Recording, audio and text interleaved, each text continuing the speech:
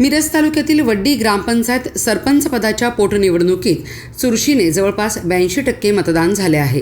जनस्वराज्य शक्ती पक्षाचे उमेदवार झाकीर उर्फ राजू वजीर तर भाजपा पुरस्कृत उमेदवार रुपाली मगदूम यांच्यात सरळ एकास एक अशी लढत होत असल्यामुळे मंगळवारी सकाळपासून या ठिकाणी अत्यंत चुरशीने शांततेत मतदान पार पडले.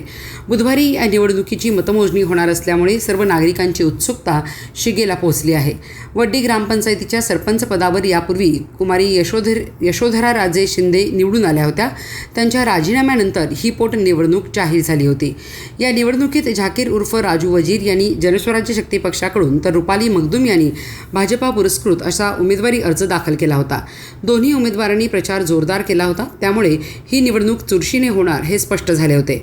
त्यामुळे मंगळवारी चुरशीने जवळपास 82% मतदान झाले आहे.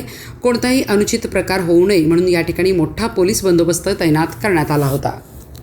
आज ग्रामपंचायत वड्डी पोटनिवडणुकीसाठी मतदारांचा प्रतिसाद चांगला मिळाला आहे.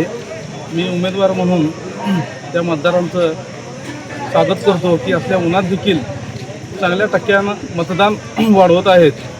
विकासाला मत त्या दृष्टिकोनानं माझं चिन्ह नारळ याच्यासाठी भरपूर प्रचंड प्रमाणात उत्सुकता आहे मतदान करायची.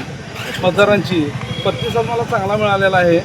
मी विजयाच्या वाटचालीकडे जात आहे आणि सर्व गावकऱ्यांचं मी आभार व्यक्त करतो की उद्या हे गुलाल आपलाच राहणार आहे.